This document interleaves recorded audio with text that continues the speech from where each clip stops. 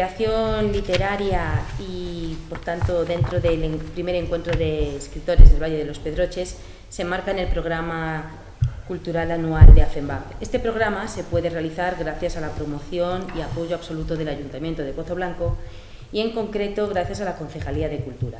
Muchísimas gracias, por tanto. Gracias a don Miguel Cardador López por venir a nuestra casa para hacer la presentación de nuestro escritor y de su ponencia. Y gracias mil a Juan Bosco Castilla por coger el teléfono y, sin ninguna duda, venir a colaborar con nosotros. Gracias a Rafael García Espinol por su maravillosa idea y muchísimas gracias a Canal 54 por dar de nuevo promoción a todo acto que hace AFEMBAP. Finalmente, muchísimas gracias a todos vosotros, socios de AFEMBAP, por haber venido de nuevo a escuchar una interesantísima conferencia. Ya sabéis que sin vosotros, la verdad, todo esto no tendría ningún sentido. Finalmente, para no extenderme, quiero dar muchísimas gracias a Víctor, nuestro profe de Bellas Artes, y a Manuel Rísquez por este maravilloso mural que hoy estrenamos con motivo de la presencia de Juan y de Miguel. Muchísimas gracias. Os dejo ya con nuestro maravilloso presentador, Miguel Cardador.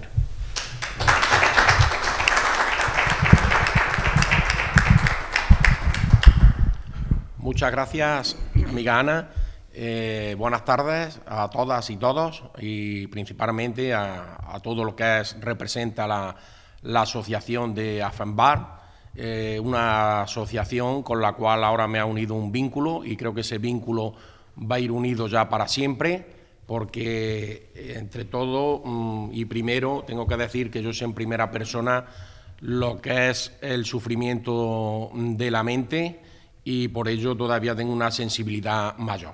Como digo, esa unión que arrancó hace 20 días va a tener sus frutos en una continuidad que lo tengo en mente, de potenciar todos estos temas, porque, como decía en la presentación de mi libro, hay un desconocimiento terrible del padecimiento que se provoca a través de la mente, ¿no? Creo que esto hay que abrirlo cada vez más, hay que darlo a la sociedad, hay que quitar los tabúes que existen equivocadamente, y cualquier ayuda, cualquier charla siempre va a propiciar que la persona esté en una disposición abierta. Por eso, cuando estás en manos de un profesional, parece que te liberas, es como una confesión que a lo mejor no te atreves a decir a una persona íntima o a un familiar, y sin embargo te abres, pues con esa naturalidad. Yo creo que tenemos que expresarnos y tenemos que convivir y hacer jornadas como esta, que es un pleno acierto del tema de las jornadas literarias, de los buenos escritores que habéis preparado, y con ello pues se va a potenciar más todo, que la asociación AFEMBAP esté cada vez más, y no solo en Pozo Blanco, sino en toda la comarca, porque, como yo siempre digo, tenemos que tener una mirada de amplitud, de comarca, porque si no sumamos estamos condenados al fracaso, porque vamos a tener muchos enemigos para ir cada vez reduciéndose más. Juntos tendremos futuro, por separado estaremos condenados al fracaso. Ya entrando en lo que es la presentación, pues para mí es una satisfacción y un orgullo el presentar. Yo, cuando estuve hablando con Ana, le dije, hombre, para mí, y con el máximo respeto para todos, y que son de un nivel y de una calidad altísima, pero yo quiero presentar a Juan Bosco Castilla Fernández, porque, aparte de un grandísimo escritor, me une unos vínculos familiares muy grandes, porque antes de entrar en todo lo que es sus temas literarios, hay que decir que Juan Bosco es el mayor de 3 hermanos, tiene otro que se llama Miguel y Eusebio. El primero, Miguel, íntimo amigo mío, de la misma edad, que con 6 años coincidimos en los Salesianos, ha sido el autor del prólogo de mi libro, y hemos estado siempre unidos. Parece que en la vida ese hilo conductor que nos lleva nos hace que esa amistad siempre perdure, y, como yo digo, es de la amistad que se cuentan con los dedos de una mano y te sobran dedos. Hemos ido en el vínculo del deporte y de la lectura, que fue fundamental, nos unió en los 6 añitos ya en los Salesianos. Y luego también una persona muy importante para mí, porque fue con 15 años el que me dio el paso de dejar, cuando ya los cómics los había dejado y yo empezaba a leer mucho periódico de fútbol, que era mi gran obsesión. Yo tenía una droga por el fútbol, leía todos los periódicos que caían en mis manos. Él fue el primero que me recomendó libros ya saliéndome un poco de entrar ya de ese paso de infancia que se quedaba atrás y empezaba esa adolescencia, ¿no? Entonces él me recomendaba y me acuerdo perfectamente que hace una semana escribía sobre un libro, la conferencia de uno de esos primeros libros que leí, que fue Viven la tragedia de los Andes, un libro que me cautivó. Él sabía, claro, con más experiencia que yo en la lectura y en los estudios y en todo, me cautivó de tal forma que yo puse ahí, no exagero, que un sábado de invierno me acuerdo que estuve leyendo desde las 4:30 hasta las 10:30 y ya porque no podía más, de lo atractivo que era y sobre todo de un hecho real, ¿no? Entonces ahí me di cuenta, él fue asesorándome, dentro de los pocos dineros que tenía compraba cuando podía, otros me los dejaba él y bendita recomendación que me dio para iniciarme en todo ese tema ya importante de lo que era leer. Miguel Castilla, su hermano, tiene unas condiciones fenomenales, porque es una persona con una gran sapiencia, con una gran templanza, con un sentido común tremendo, y luego es un hombre que está súper capacitado en todo el tema de la escritura también. Yo no sé por qué tiene otra personalidad, pero se ha desperdiciado también porque puede hacer perfectamente, ha podido escribir libros, tiene una capacidad muy buena para temas de artículos de opinión en periódicos y él colabora en una pieza clave en el concurso que yo organizo de la lectura como miembro del jurado, un miembro importante del jurado desde la primera edición y ya llevamos 4. Además, es un especialista también en el tema de las retransmisiones deportivas. Pone equilibrio, pone una didáctica de expresión oral muy buena y luego unos conocimientos de fútbol tremendos. No exagero, no exagero para nada si digo que él podría estar perfectamente. Yo veo muchos programas de televisión que cambio porque la verdad que los ven muy pobres y digo, hay que ver qué lamentable la forma de hablar de temas deportivos, y veo que Miguel perfectamente podía haber sido un profesional de los comentarios de deportivos a todos los niveles. Y luego está su hermano Eusebio, que es el pequeño, que es un magnífico cantautor. A mí me deleita que me manda en los WhatsApp canciones que graba a capela, como se suele decir, con una mezcla de José Luis Perales y Emilio José, que yo también, de verdad, creo que él se podía haber dedicado perfectamente al tema de haber sido un buen cantautor, no exagero, muchos lo desconocéis, porque, bueno, por eso digo, me estoy metiendo un poco en el tema de familiar de Juan Bosco, para que tengáis más conocimiento de la persona que tenéis aquí, ¿no? Y luego, por supuesto, en su casa, pues, he estado muchísimas veces allí. Yo a él lo veía, como es 3 años más grande que yo, pues claro, lo veíamos como una persona a imitar, siempre con esa experiencia que él tenía, ese saber estar, esa madurez, y siempre, pues claro, los que éramos más chicos admirábamos un poco en él. Y también algún dato que desconocéis, porque aquí donde lo veis es un buen deportista, además ahora viene de hacer el Camino de Santiago, que ha hecho 500 y pico kilómetros, que también nos puede hablar, y también tiene el mérito de que fue un buen jugador de baloncesto. Fue un buen jugador de baloncesto cuando solo en Pozo Blanco había fútbol, y fue uno de los fundadores de un equipo que se llamaba Indepo, si mal no recuerdo. Entonces no había más que fútbol y ellos tuvieron el mérito de hacer esa fundación dentro de ese equipo de baloncesto, que con toda la ilusión llevaron adelante en sus años de juventud. Y bueno, ya centrándonos un poco en lo que es el tema de su biografía, decir que Juan Bosco Castilla Fernández nació en Pozo Blanco, Córdoba, el 23 de febrero de 1959. Es licenciado en Derecho por la Universidad de Córdoba y licenciado en Ciencias Políticas y Sociología por la UNED, Universidad Nacional de Educación a Distancia. Desde el año 1984 es secretario interventor de Ayuntamiento, ocupación que ha desempeñado en varios pueblos del norte de la provincia de Córdoba, aunque sobre todo en el pueblo de Torrecampo. Fue pregonero de la Feria de Pozo Blanco en 2007. Dentro de su obra literaria, yo podría decir modestamente, bueno, también quería decir que para mí es un altísimo honor el presentarlo aquí, porque es verdad, le decía Ana y a él mismo, ¿no?, que comparativamente en el símil futbolístico que ya ha tocado, que, claro, es como si yo soy un jugador de tercera división y me toca presentar a uno de primera división y de uno de los equipos de arriba, ¿no? Pues para mí es una satisfacción tremenda. Yo, dentro de la modestia de lo que yo puedo aportar, su obra literaria se compone en 4 partes que podemos desglosar como lo que son cuentos, novelas, teatro y ensayo. Dentro de los cuentos destacamos los cuentos de los Pedroches, que son 18 cuentos en el año 2001. Cuentos árabes, La mujer del lago y otras narraciones, de 1994, El jardinero del Edén y La mujer más hermosa del mundo. Tiene además otros cuentos como Corazón de ángel, El hombre que creía en los Reyes Magos, La cerca, La caza del búfalo, El hornazo de Luisino, etc. En novelas, El catedrático implacable, de 1992, El orador tímido, de 1996, El mecanismo de la suerte, de 1999, La doble vida de un seductor imaginario, de 1999 también, Ni flores ni pájaros, El farero. Este fue, hay que resaltarlo, premio Almuzara de novela 2005.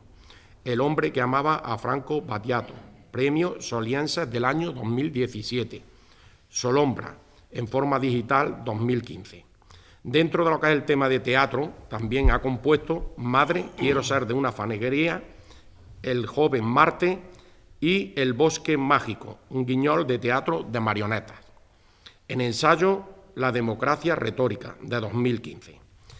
También hay que destacar de él que tiene escritos además algunos poemas y ha publicado numerosos artículos en periódicos y revistas, de los cuales yo he disfrutado y me he beneficiado, primero con el periódico Los Pedroches Información, que arrancó en septiembre del 2001 y que estuvo durante 7 años y medio de forma continuada saliendo todos los sábados con 376 números, y él, sobre todo en los 2 primeros años, estuvo ahí colaborando de una forma continuada y la verdad es que le dio un caché al periódico muy grande y de verdad tengo que decirlo, la gente siempre que iba por la calle me destacaban los artículos de Juan Bosco, porque lo que más me gusta de él en los artículos de opinión, que quizás también aquí es una parte que era más desconocido y que le sirvió para que la gente también lo conociera, es la visión clara que expone cuando trata de cualquier tema. Además, lo deja tan claro que es lo mismo para gente muy entendida y muy leída como para esa otra gente más normal que no está tan acostumbrada a leer. Siempre te deja ese mensaje y esa reflexión, que es lo que a mí siempre me impresionó de él, y claro que me lo reflejaba la gente que me veía por la calle. Entonces tener un semanario aquí para toda la comarca en el año 2001, no había todavía las nuevas tecnologías, no estaban funcionando, fue muy importante, muy impactante, y él era de lo más destacado, de lo más seguido en los artículos de opinión. También ahora, desde que fundé la comarca el 2015, de vez en cuando, pero muy de vez en cuando, no lo que a mí me gustaría, porque tengo que suplicarle bastante para que me escriba algo, pues colabora con algunos artículos de opinión que de verdad, pues lo mismo, no es porque esté aquí, sino que le da un caché y una notabilidad al semanario muy grande, porque ya os digo que podéis tirar de hemeroteca y de ver artículos suyos que todos tienen sustancia, que es lo que a mí me gusta. Yo de verdad leo, porque como me gusta tanto leer, y ahora os diré, me gusta comparar de distintos diarios, y veo muchos articulistas de opinión, de diarios, que digo, yo de verdad, o estoy hoy espeso, o no sé qué coño quiere decir este hombre, porque es que me estoy perdiendo totalmente. Se ha metido ahí media página y no te da conclusión ninguna. Y de verdad, podéis comparar y ver, luego hay otros fenomenales, claro, estupendo, pero hay muchos en diarios que se quedan muy pobres, de verdad, no te dejan ningún mensaje en ese tema.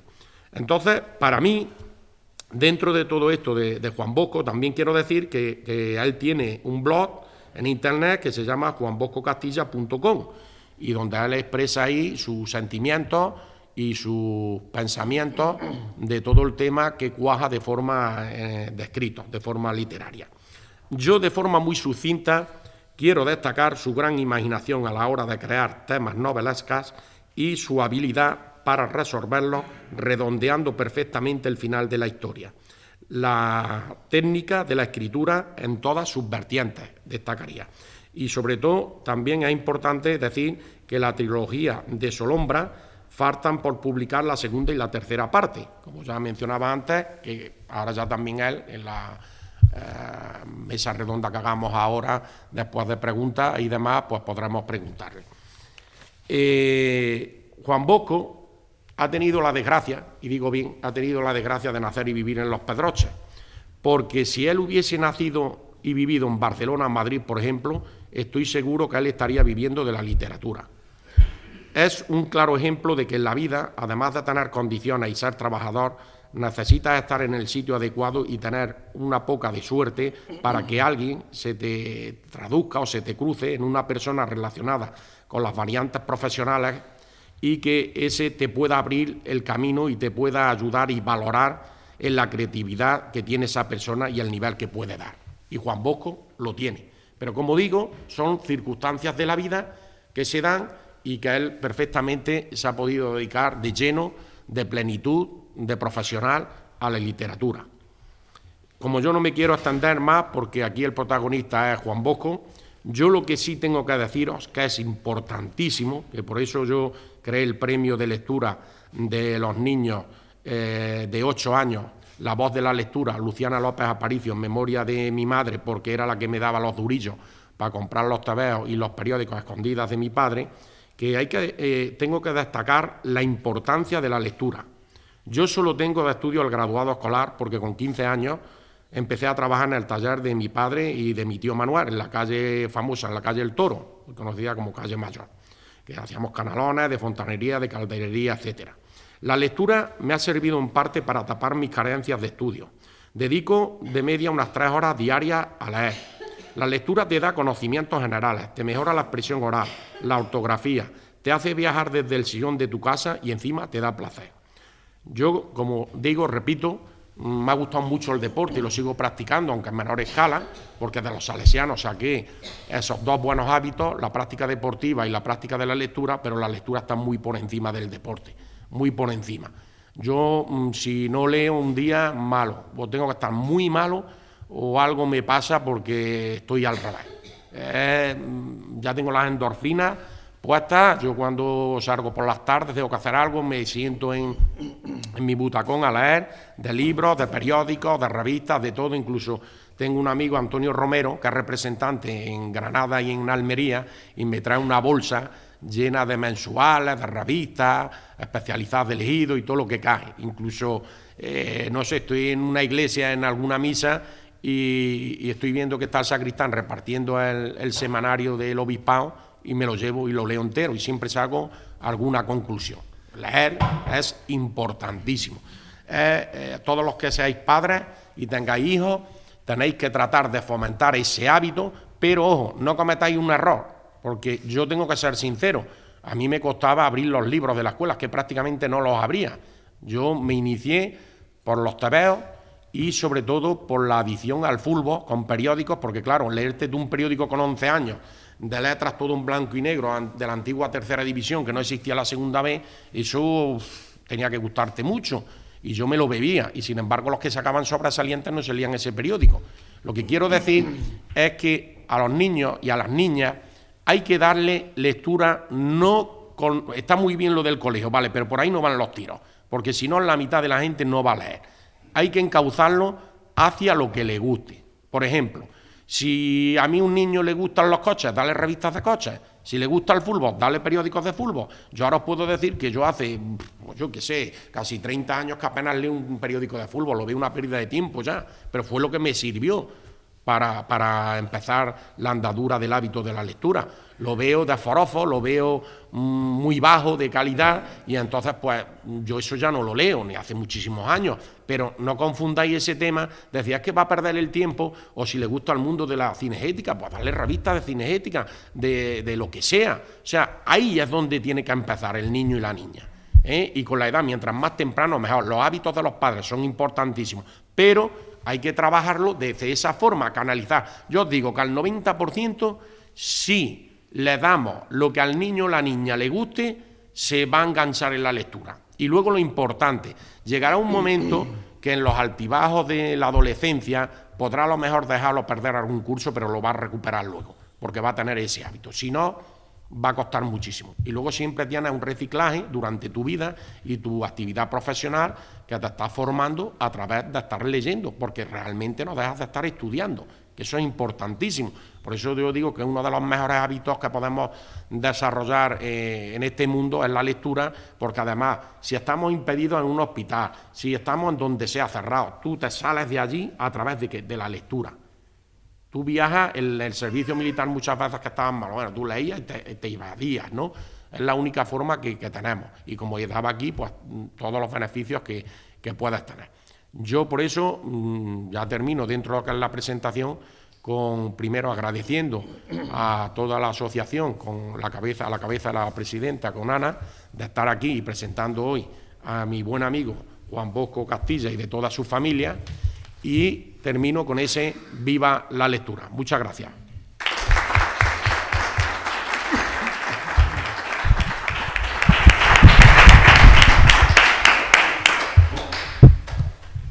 Vaya subidón que me ha dado. Qué barbaridad.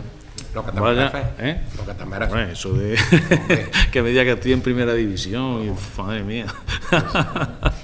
Bueno, muchísimas gracias, Miguel. Yo además tengo que decir que me siento especialmente contento de estar aquí, porque alguien, como ha dicho Ana, bueno, Ana, antes, petit comité, yo soy socio de la asociación, y soy socio de la asociación desde su comienzo.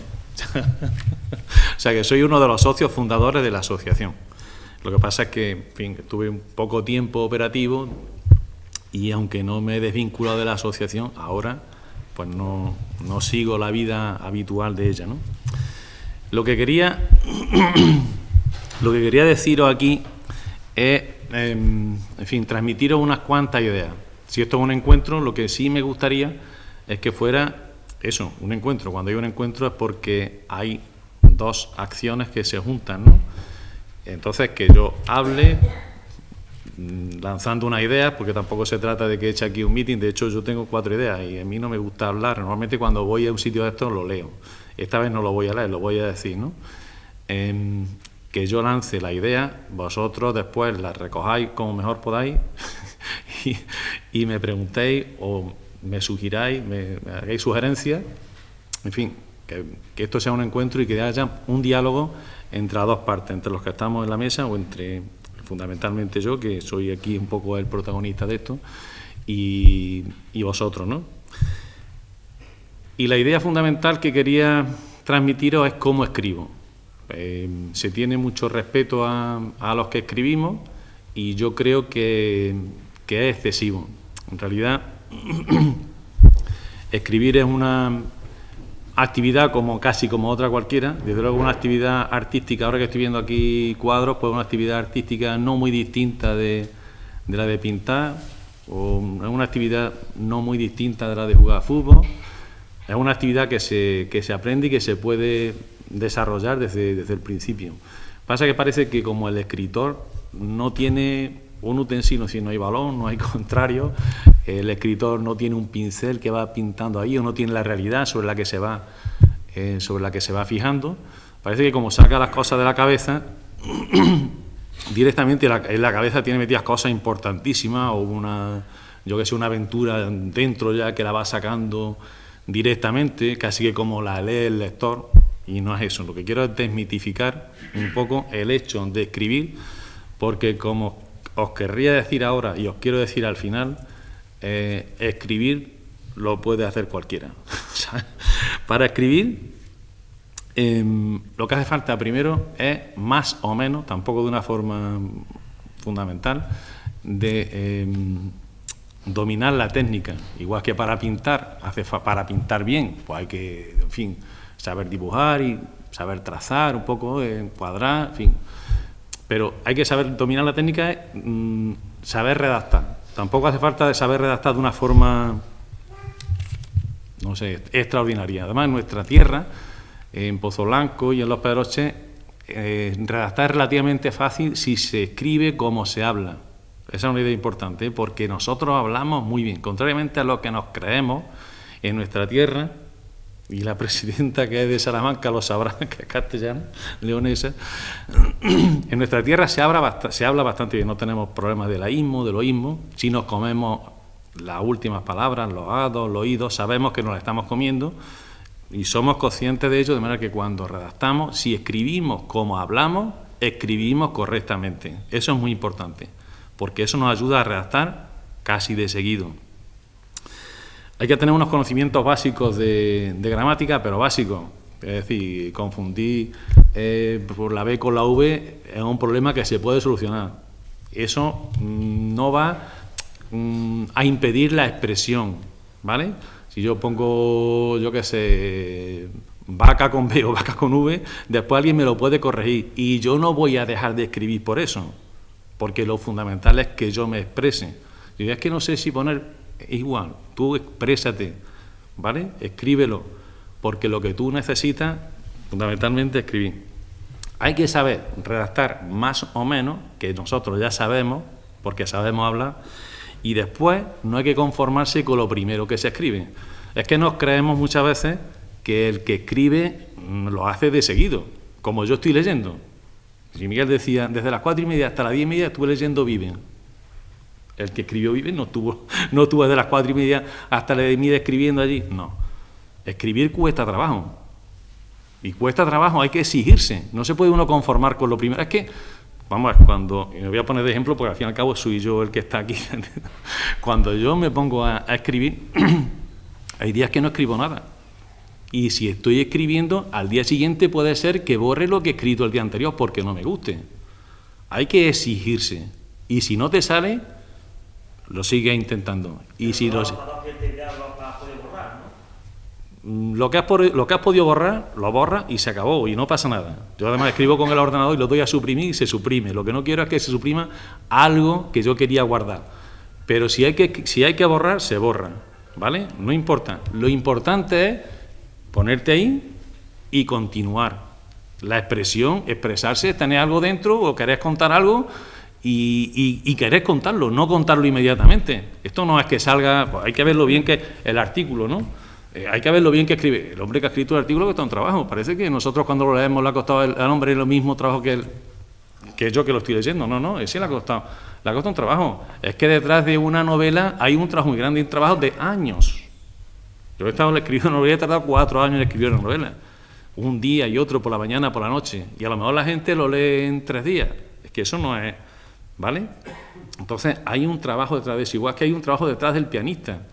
Mi hijo es pianista y cuando toca el piano, aquí está Laura que es artista también y lo sabrá, cuando toca el piano, dijo, ay, qué maravilla, tocar el piano, cómo me gustaría. Pues, escúchame, ¿verdad? Es que detrás de eso hay muchas horas de conservatorio, muchas horas en tu casa, y no te creas tú que toca el piano así cualquiera, no te creas tú que... Pues pasa lo mismo.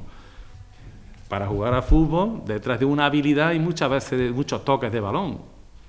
Para que tú tengas un automatismo, hay muchas veces que has tenido que ensayar eso. Entrenamiento. ¿Vale? A escribir se aprende escribiendo. Es una cosa que decir, no se aprende leyendo. Se aprende escribiendo. La lectura es una actividad complementaria. Igual que a pintar no se aprende yendo a los museos. Se aprende pintando y diciendo, esto me gusta, esto no me gusta, practicando, borrando, tirando cuadros. Igual que a jugar a fútbol, se aprende jugando, no se aprende viendo partidos de la televisión. Pero si es verdad que si no lees tampoco vas a saber escribir, ¿no? Es una actividad complementaria. Si tú lees, vas a saber escribir mejor. Pero tú tienes que escribir. Si no escribes, no va. Igual que si no juegas. Si no juegas a fútbol, tú por muchos partidos que hayas visto, no vas a jugar a fútbol. Si no pintas, por muy bien que digas, por mucho que digas de pintura, hay que verlo bien encuadrado que está, el color, No, es que tienes que pintar. Si ya sabes, tienes unos conocimientos previos, si has leído, te va a ser más fácil escribir. Es más, si lees cuando escribes, te va a ser más fácil también, igual que lo que estamos diciendo. Si vas a ser entrenador, tú tienes que ver cómo hacen otros también, pero tienes que mover el equipo muchas veces y saber dónde te has equivocado. No puede ser que un día digas, voy a ser entrenador, y ya está, y seas entrenador de primera división sin haber jugado fútbol, sin que te hayan entrenado nunca, sin haber visto partidos. Tú tienes que entrenar, además, desde primera hora. En fin, Lo que quería decir, que no basta con leer. Y después de eso, de dominar la técnica, que se hace con el estudio, pero sobre todo con la experiencia, se pueden abordar los distintos géneros literarios. Y yo voy a decir cómo abordo cada uno de ellos. Por ejemplo, los artículos que decía Miguel, dice, las ideas claras, hay que ver las ideas tan claras que tienes. No, yo no tengo las ideas claras, en absoluto. Eso es lo último que tengo. Si escribo un artículo es precisamente para tener una idea clara, porque antes no la tengo. Lo que tengo es una idea. Es decir, vamos a ver, si yo voy a escribir mañana un artículo sobre lo que está pasando ahora en el Congreso allí, yo es que no sé qué es lo que está pasando, no sé qué es lo que pienso. Me estoy ordenando mi idea precisamente escribiendo. Si yo escribo es para saber qué es lo que pienso. Precisamente por eso es por lo que escribí el libro ese, La democracia retórica. Estuve 6 meses dedicándole mucho tiempo a escribir porque no sabía qué es lo que estaba pasando en nuestra sociedad. ¿Qué es lo que estaba pasando con los movimientos estos de mayo que hubo en Madrid? Que no lo sé, ¿qué es lo que estaba pasando? ¿Qué es lo que pienso yo sobre eso? Porque el pensamiento lo tenemos desordenado y sabemos mucho más de lo que nos creemos, muchísimo más. Nos creemos que sabemos poco, no. Sabemos mucho, lo que pasa es que tenemos que ordenarlo. ¿Y tenemos las ideas claras? No, las tenemos confusas, pero tenemos que pensar y organizarlas. Y cuando te obligas, cuando estás escribiendo. Si yo voy a un bar y estoy hablando con los amigos, en la conversación salen muchos temas en los que yo opino. Y esa opinión que me está saliendo a mí, la tenía dentro y no lo sabía. Si yo me estoy haciendo preguntas y me estoy contestando por qué está ocurriendo esto, dónde, cuál es la causa, cuáles son los protagonistas, cuáles son las consecuencias, lo estructuro y lo escribo, entonces acabo sabiendo qué es lo que está pasando. Es más, es que después de escribir el artículo, cuando pasan unos pocos días, es que se me ha olvidado y ya estoy casi que como antes otra vez. Tengo mala memoria, la verdad es esa, ¿no? Pero muchas veces escribir un artículo es como, no sé, como arar en el agua, ¿sabes? Estás haciendo algo y a continuación lo estás olvidando. Entonces, se escribe para saber lo que se piensa, Ahora bien, cuando se escribe, y lo decía Miguel antes, tiene que ser lo más claro posible. Es distinto, cuando se escribe un artículo, es distinto de cuando está escribiendo una novela, por ejemplo. Una novela no tiene por qué ser clara, puede dejar muchas cosas a la intuición del lector, o que las complete el lector, ¿no? Con su propia experiencia, o en el teatro, y mucho más en la poesía, donde hay muchas metáforas. Cuando escribes un artículo, no. El artículo tiene que ser claro, clarísimo, y es un género literario distinto de los demás. De manera que al final, el que lee piense, adiós, pero si esto lo tenía yo dentro, pues ¿cómo no se me ha ocurrido a mí? Este hombre ha venido a iluminar lo que yo tenía dentro. Porque es tan claro que te pone una luz en el cerebro, ¿no? El buen articulista te está diciendo, esto es lo que tú estás pensando. Dice, adiós, es verdad, lo he leído, pero si es que es así, ¿cómo no se me había ocurrido a mí antes? ¿Vale? Porque tampoco a él probablemente se le había ocurrido, lo ha pensado, por lo menos a mí eso es lo que se me ocurre. Y para escribir un artículo, lo mejor es dejarlo reposar y leerlo al día siguiente. Porque muchas veces, ocurre siempre cuando escribes, lo que lees, lo estás leyendo aquí, no lo estás leyendo en el papel. Y lo que va a leer el lector es el papel, no tu mente, ¿vale? Entonces, al día siguiente, ya, como ha hecho, el olvido es fundamental. El olvido es tan importante como la memoria. La función de limpieza del olvido es de la más importante que existe en la naturaleza. El olvido ha quitado lo que sobraba y tú al final lees el artículo como si fuera un lector más. Y si tú como lector crees que está completo, entonces lo manda al periódico. O por lo menos que haya pasado un tiempo, ¿vale? Pero esa, yo digo que la idea, tú a partir de una idea te preguntas qué es lo que estoy pensando, lo estructuras, lo organizas, lo pones claro, lo dejas y al final cuando lo lees, como si fueras un tercero, si te gusta, lo mandas. Ese debe ser, bajo mi punto de vista, el proceso, ¿vale? Otra cosa es que los buenos estos que cogen y te hacen un artículo, los periódicos deportivos, vamos, yo cuando leo crónicas deportivas que algunas veces son geniales, porque se acaba el partido a las 12 y lo estás viendo en internet a las 12:30 está el artículo allí. Yo no sé si es que lo han escrito antes o qué es lo que ha pasado. Vamos, algunas veces son geniales y están muy bien redactados, ¿eh? Digamos que cada género literario necesita de una técnica. Es decir, ¿cómo escribo yo los cuentos? Como he escrito distintos tipos de cuentos, voy a decir, por ejemplo, que los cuentos de los Pedroches los escribí a partir de un cuento inicial, un cuento, un chascarrillo, una anécdota, y lo desarrollé. Entonces, escribir cuentos de esa forma a mí me resultaba gratificante y al mismo tiempo me resultaba relativamente cómodo, porque lo que hacía era dejar volar la imaginación sobre una idea inicial. Lo que tienes que hacer es dotarla de un componente literario, o sea, darle emoción y darle un poco de razón también, ¿no? Esos cuentos que me contaban me los tenían, digamos, vamos a ver, no voy a decir que lo malo del lenguaje oral, es que son dos lenguajes distintos. A mí me los contaban y después yo tenía que trasladarlos al papel. Por eso lo que hice fue adaptarlos totalmente.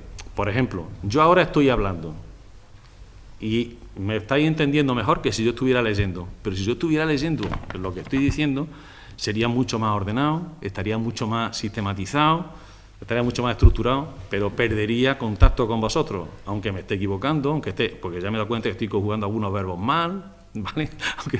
Pero vosotros me estáis entendiendo mucho mejor. Y de hecho estoy viendo algunas caras que me dicen que sí, ¿no? De otra forma, pues igual estaba ahí perdido, aburrido. El lenguaje oral es distinto del lenguaje escrito. Yo no puedo... Imagina un chiste, por ejemplo. Alguien cuenta un chiste. El chiste la gracia está en cómo se cuenta, no en lo que se cuenta. Cuando te mandan un chiste por el WhatsApp, no es lo mismo que cuando te lo cuentan. ¿Por qué? Porque la gracia del que lo cuenta es fundamental. Y la gracia del que lo cuenta verbalmente y la gracia del que lo cuenta por escrito. Es que son dos tipos de gracia distintas. Son dos formas de expresión distintas, ¿vale? Entonces, si a mí me contaban un cuento y me lo contaban de viva voz, yo no podía trasladarlo directamente al papel sin malograrlo.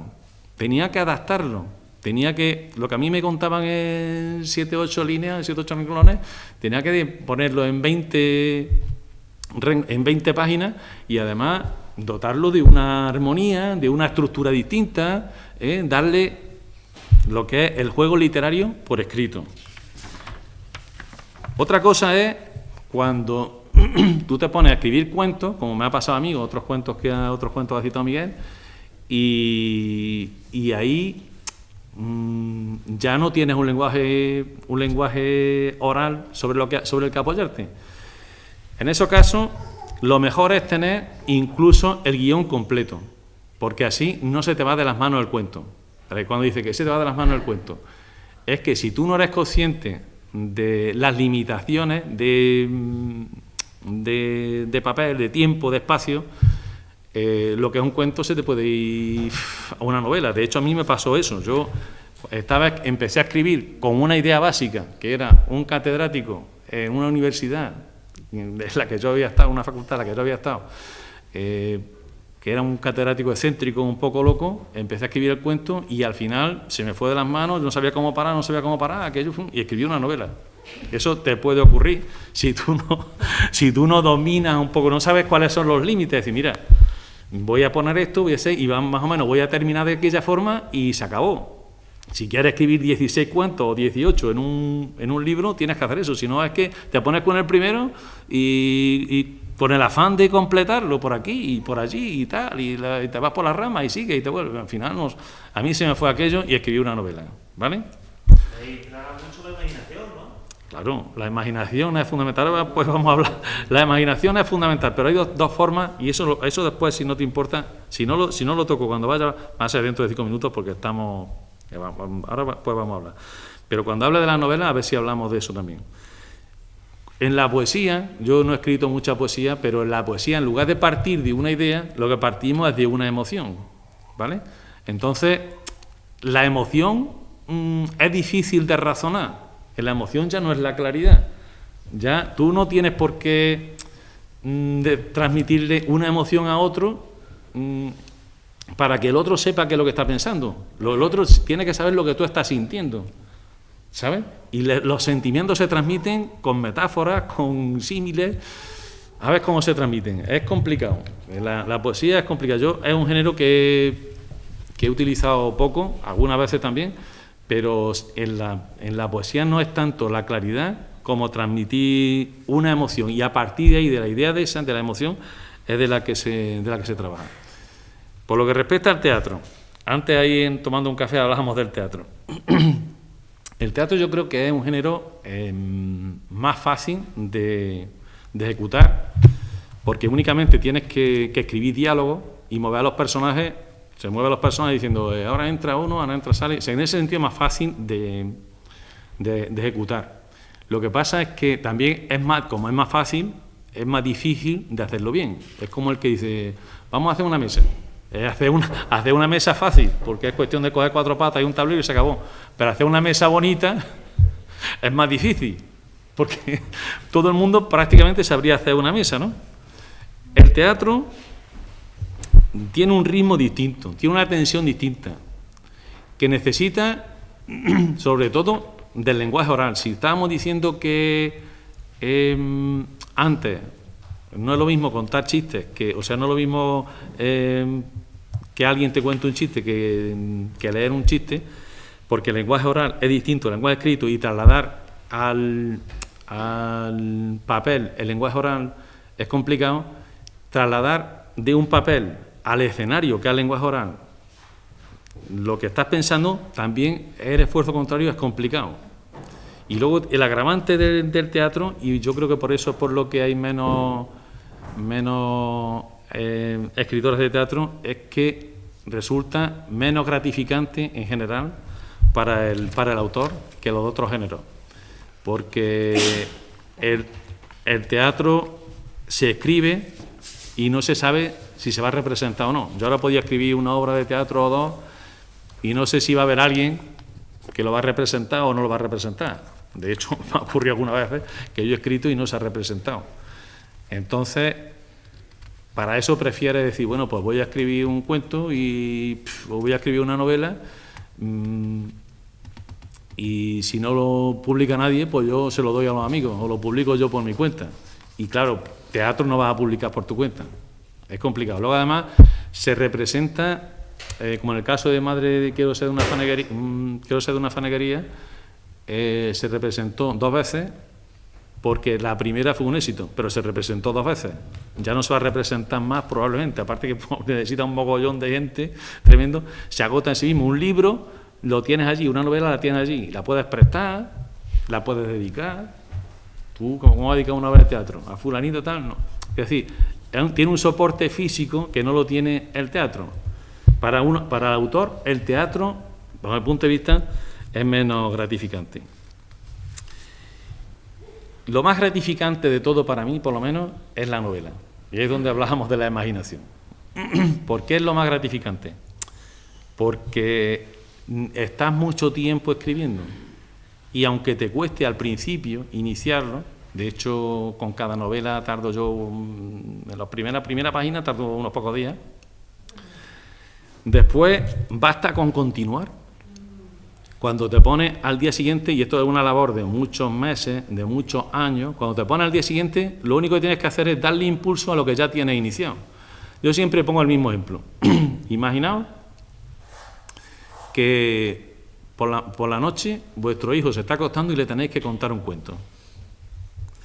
Entonces, empezáis el cuento por cualquier, no sé, ¿quién quiere contar? Y lo primero que se os ocurre, pues había un señor en el Pozo Viejo que estaba cogiendo las bellotas de la tina que hay allí. Y empezáis y seguís, vosotros con vuestra imaginación, no sé qué, no sé cuánto, el niño se queda dormido y se acabó.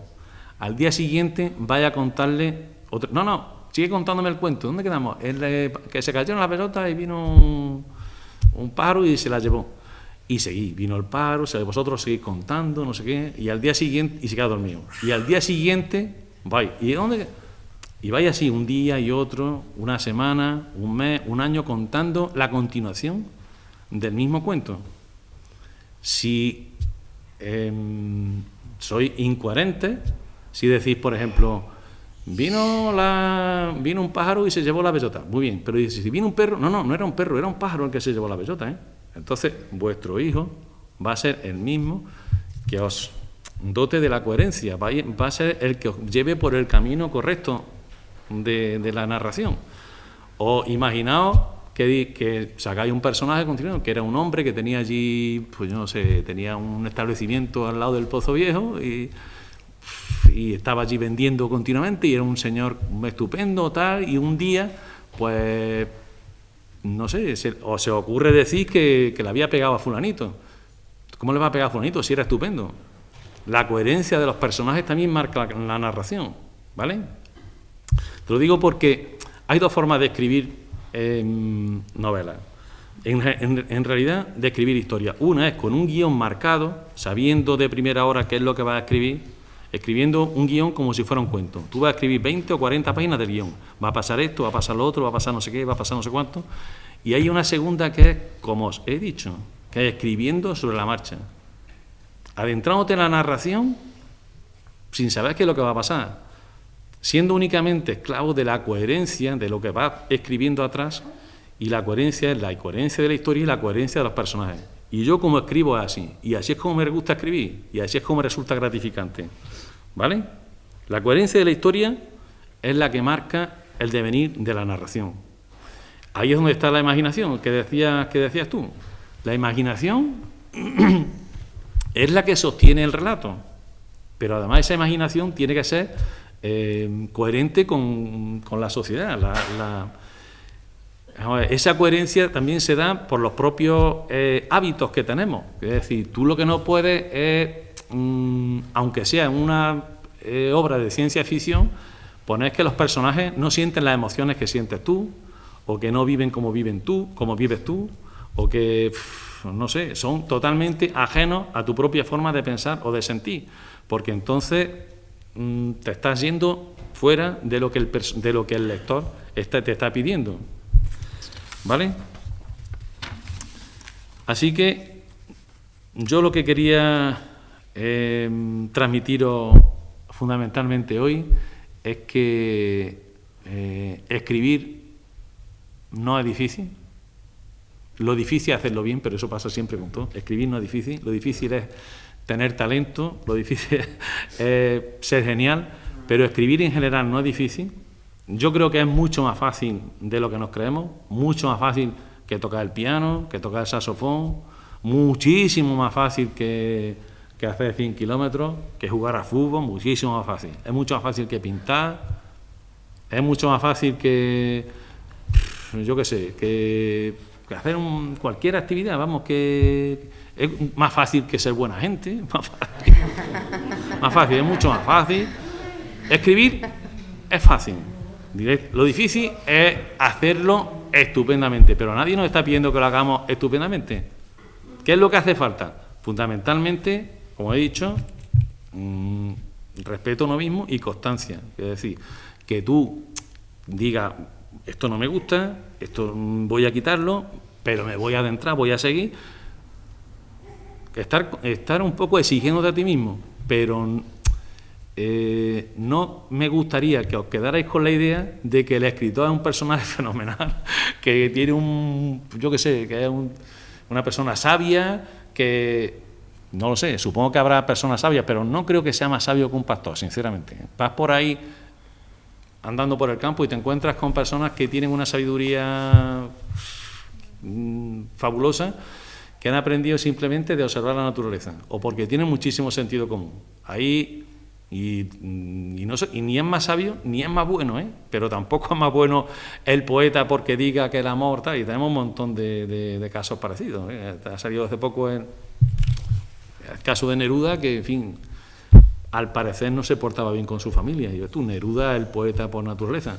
Pero hay un montón de ejemplos más, y yo os puedo decir que a los escritores que conozco no los valoro en más que a los que no son escritores que conozco. O sea que no penséis ni que los escritores son más sabios, ni que los escritores poetas tampoco son más buenos. No, son personas como vosotros que hacen algo que yo creo que les gusta. Los escritores buenos pues son como los buenos futbolistas. Dice, no vas a comparar a un futbolista con... Pues yo qué sé, es una actividad como otra cualquiera, ¿sabes?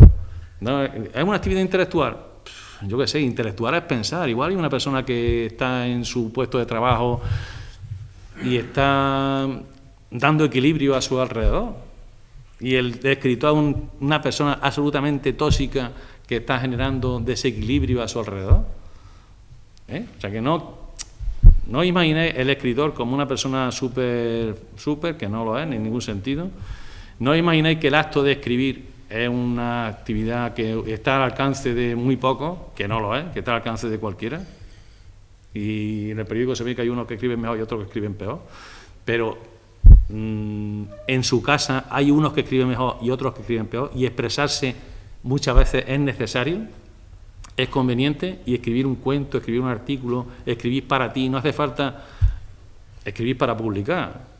Muchas veces los que escribimos tampoco publicamos, no hace falta, lo puede hacer cualquiera y poco más. Así que las ideas que quería en realidad transmitir eran esas, lo de la facilidad y lo de la necesidad de escribir. Y ahora, si queréis, pues me podéis hacer alguna pregunta. Un fuerte aplauso, que se lo merece.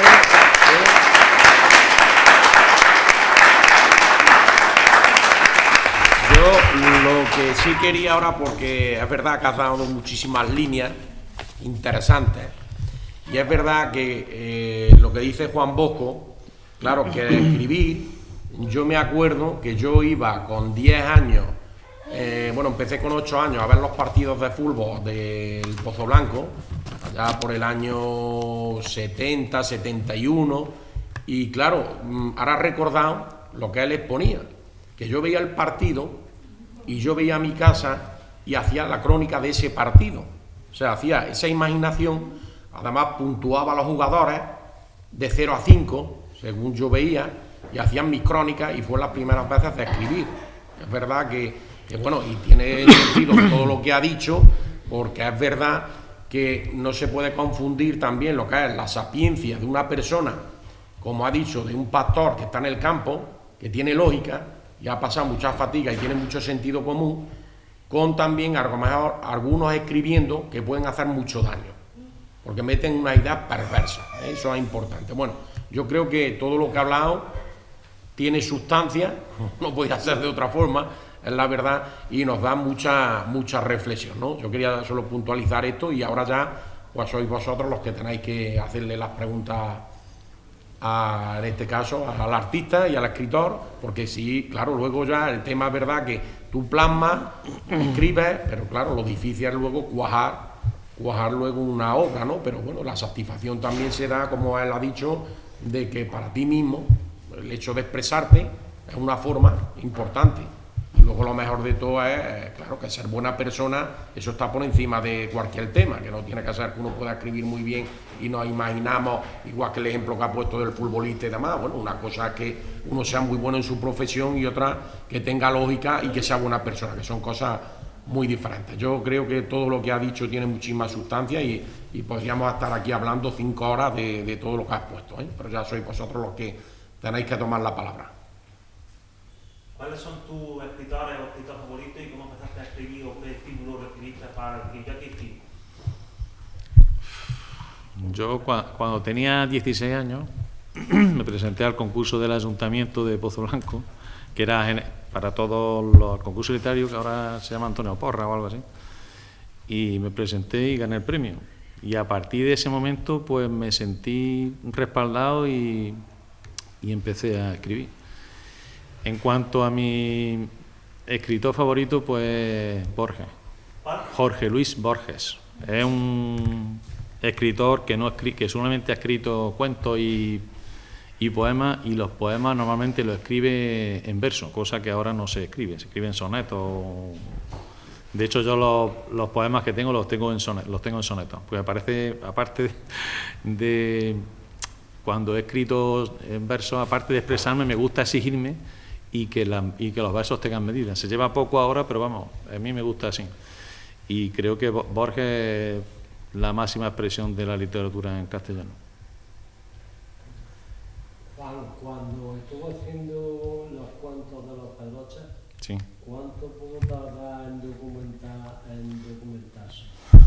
de qué forma puedo casar los cuentos? Pues los cuentos de los Pedroches los fui buscando por cada uno de los pueblos. Iba con eso hace ya mucho tiempo, iba con una grabadora y me buscaba informantes previamente. Si no tenía informantes, son las personas mayores generalmente que me contaban los cuentos, ¿no? Sí, sí. Entonces, si no tenía informantes, pues iba al hogar del pensionista, a la residencia de mayores, y allí me entrevistaba con las personas que supuestamente eran, más expresivas, más dicharacheras, los que tenían más ganas de contar, ¿no? Y durante una charla, pues yo le decía lo que quería, pero ellos normalmente no sabían lo que yo quería. Yo en realidad iba buscando leyendas. Lo que pasa es que me encontré con que había muy pocas leyendas y además las pocas que había estaban ya recogidas o estaban a punto de recogerse en un libro que iba a sacar la Fundación Ricardo Delgado Vizcaíno. Entonces, como lo que me contaban eran anécdotas, cuentecillos, pues lo que hice fue recoger un libro completo de anécdotas, no sé, a lo mejor 150 o 200, una cosa así. Y a partir de ahí, lo que hice fue extraer un elemento representativo de cada uno de los pueblos. Lo que pasa es que había algunos pueblos, bueno, primero lo que hice fue limar, había muchos cuentos que eran de princesas, en fin, incluso algunos demasiado verdes, entonces esos los quité. Y lo que hice fue recoger un elemento representativo de cada uno de los pueblos, de manera que casi todos los pueblos están representados. Todos no, porque en algunos no me encontré con ningún elemento de ese tipo. Sí, de alguna forma, anécdotas que había pasado en cada pueblo. Entonces, pues tuve un tiempo, no sé, 2 años o así, recogiendo cuentos y luego a cada uno de los cuentos aproximadamente le dediqué un mes para escribirlo, un mes. Yo tengo una pregunta. ¿Quieres desmitificar que veamos a los escritores como personas increíbles, estupendas, que tienen que tener una mente privilegiada? Y me encanta el ejemplo que has puesto del pastor, pero es que tu punto de vista yo no puedo compartirlo porque, por desgracia, yo no puedo hablar con un pastor a diario. O sea, no tengo en mi estantería donde se recoja el pensamiento del pastor, el sentido común del pastor, que yo en mi casa pueda entender y compartir ese sentido común de ese señor. Entonces, de acuerdo que a lo mejor un escritor no es mejor que un pastor, pero lo siento mucho, a la hora de que yo pueda sentir las emociones de ese pastor, si no me las sabe escribir y yo no las veo plasmadas en algún sitio, como no voy a tener la oportunidad de hablar con él, Vamos, no es una desmitificación. O sea, quiero yo decir defiendo un escritor como yo. No, vamos a ver. Bien, yo te voy a pero decir que a ti te que gusta- un escritor fabuloso es fabuloso. Y un pastor fabuloso es fabuloso. Pero un escritor es un escritor. Y un pastor es un pastor. Es decir, que por el hecho de ser escritor no es ni mejor que nosotros, ni piensa más que nosotros, ni siente mejor que nosotros, ni nada. Lo que pasa es que lo que diferencia a unos de otros es el fabuloso. Es igual que un cuadro de estos. Un cuadro de estos va a un museo y dice, ese cuadro es fabuloso. Bueno, pero un pintor, hay millones de pintores y hay a lo mejor 4 o 5 pintores fabulosos, que son los libros que tú tienes en tu estantería. Tú dices, es que estoy leyendo, tú es que estás leyendo un libro fabuloso, pero detrás de ese libro fabuloso hay 50.000 libros que son un petardo, que lo ha escrito cualquiera. ¿Sabes lo que te digo? Y es detrás de eso, pues no hay tampoco un pensamiento fabuloso. Los seres fabulosos pueden o no pueden escribir, pueden o no pueden pintar, Sí, pueden o no sí. pueden, a lo mejor están a tu lado o están allí en tu oficina dando equilibrio a la gente que hay, o están en tu trabajo. Esos son.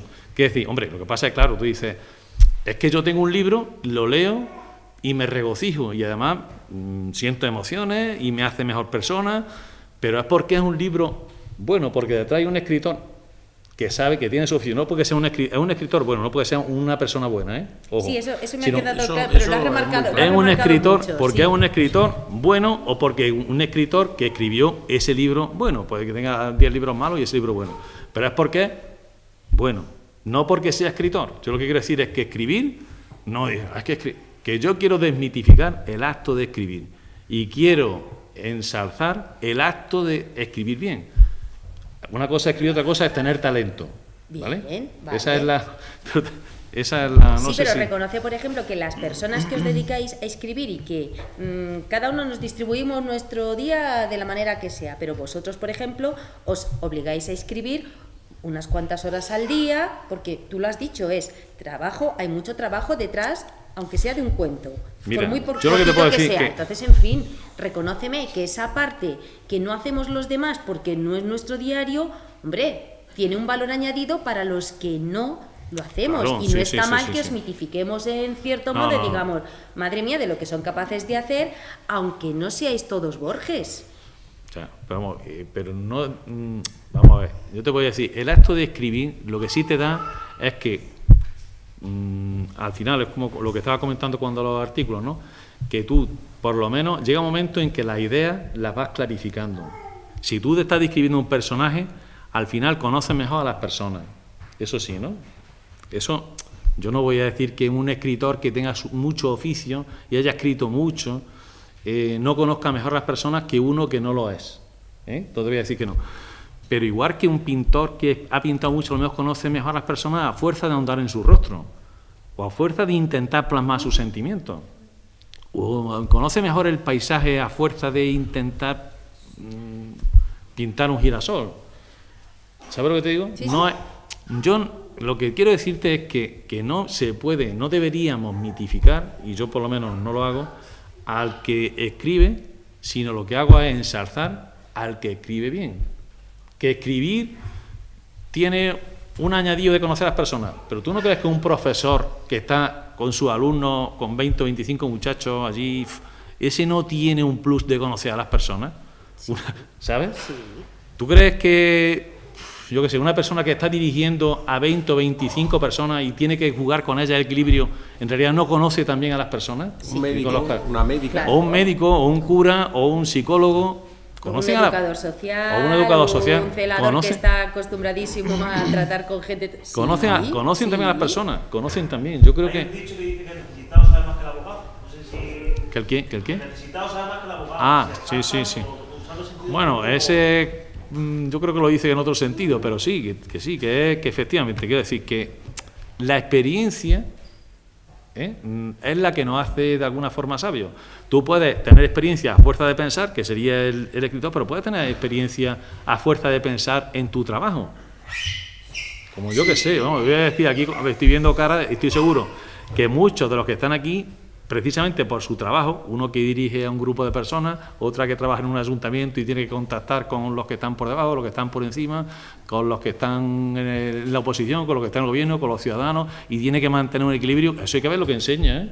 Eso enseña muchísimo. Sí. Lo que pasa es que no lo traslada al papel, y esa experiencia, no sé si, que al final se pierde siempre, desgraciadamente, esa experiencia se pierde siempre, quiero decir, cuando desaparecemos se pierde, a lo mejor la experiencia del escritor no desaparece, porque queda ahí. Esa puede ser precisamente como todos los artistas, al final la que conduce a un pelín de vanidad o mucha vanidad, ¿no? Sí. La experiencia del escritor está reflejada, pero por ejemplo la experiencia del pastor no está reflejada. Sí. No está. Y sobre todo también lo que hablábamos antes, vamos a ver, hay mucha gente profesional que está viviendo de la escritura, yo lo hablaba antes, por la experiencia que tengo de leer artículos de opinión de diarios, que son muy mediocres, y además con una intencionalidad que es lo que no me gusta, o sea, que me quieran a mí adoctrinar. Ese es otro tema importante también, ¿eh? Vamos a ver, que cada uno se tiene que alimentar su cabeza, porque ahí es muy importante, sobre todo en los artículos de opinión, claro, que dices, madre mía, este está más desnortado que la mar, y es que es verdad, y dices, ¿cómo puede escribir esto? Y encima, ¿cómo puede vivir de esto? O lo que yo hablaba, que decía, de unas tertulias que salen en Teledeporte o en el Chiringuito, no sé qué, y digo, pero madre mía, ¿cómo pueden pagarle a estos hombres por decir las sandeces y tonterías que están diciendo? Además, con una particularidad, que el lunes han dicho una cosa y el miércoles han dicho totalmente la contraria. Entonces, hombre, hay que tener un poco de equilibrio. Y luego...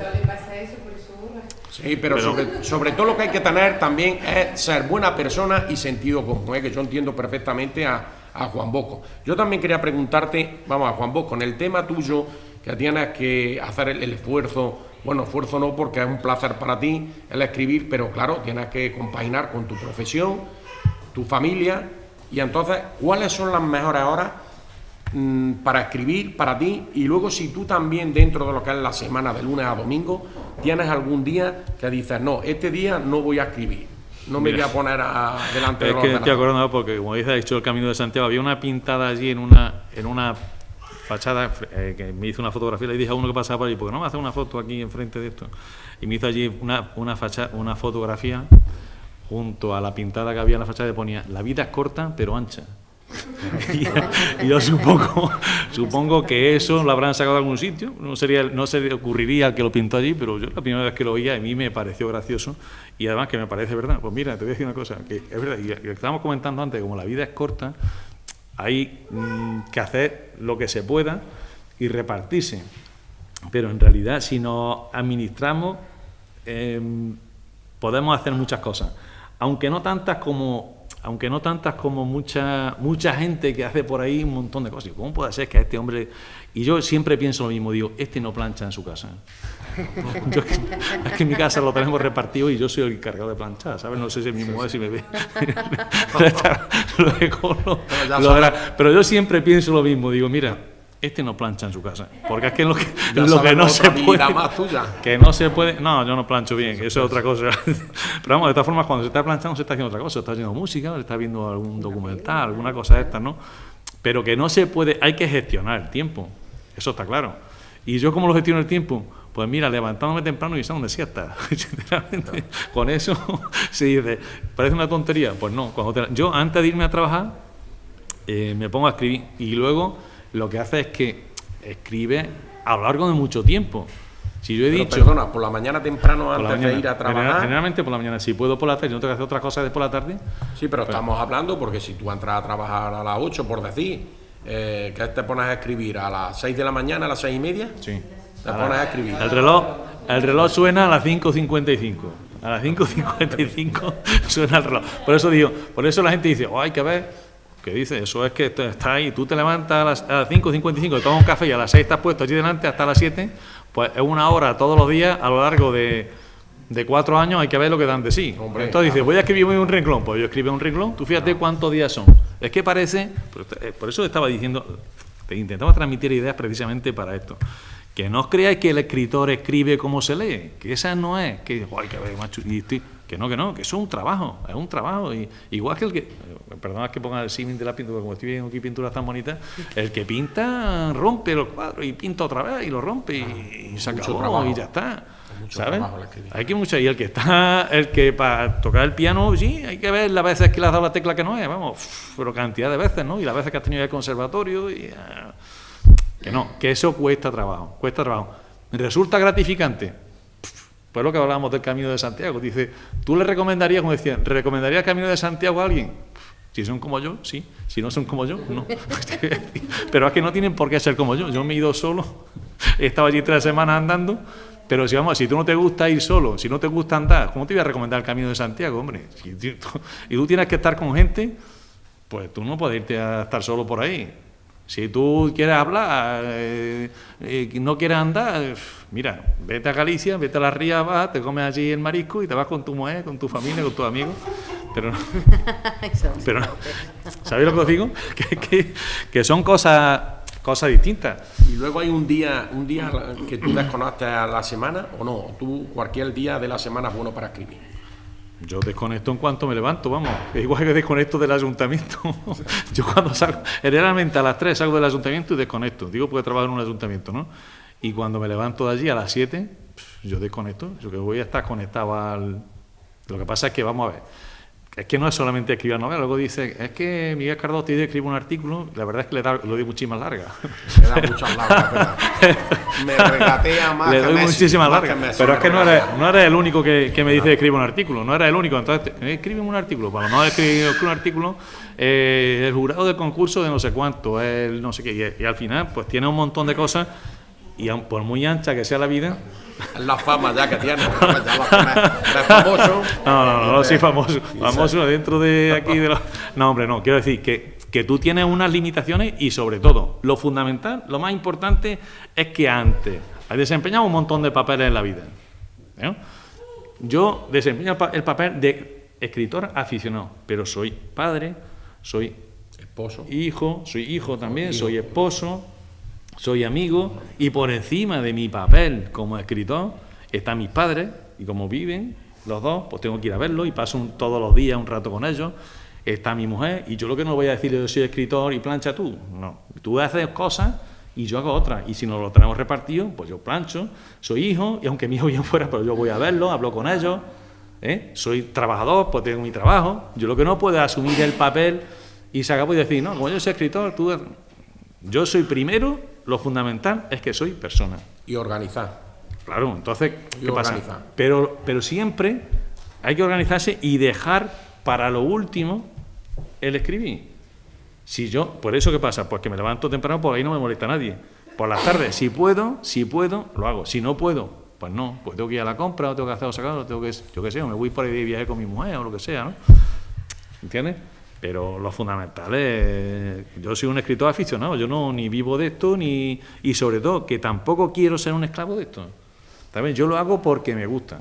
¿Por qué he ido al Camino de Santiago? Porque me gusta. ¿Por qué me voy a andar? Porque me gusta. Me resulta gratificante. Ese es el premio fundamental. Por eso yo quería transmitiros la idea de que si os gusta, podéis hacerlo también. Que no penséis que únicamente escribe Juan Bosco y 4 más, ¿no? Que eso no es así.